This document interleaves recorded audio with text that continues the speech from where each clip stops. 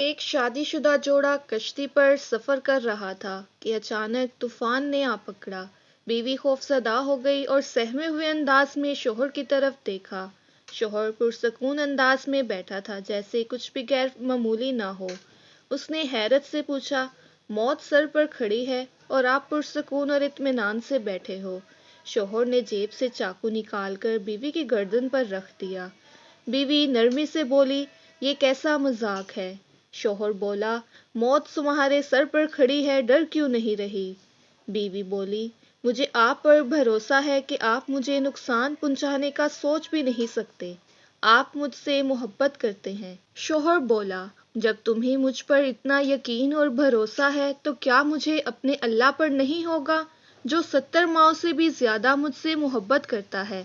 اگر میرے ڈوبنے میں میری دنیا آخرت کا نقصان ہے تو وہ مجھے کیسے نقصان پہنچنے دے گا؟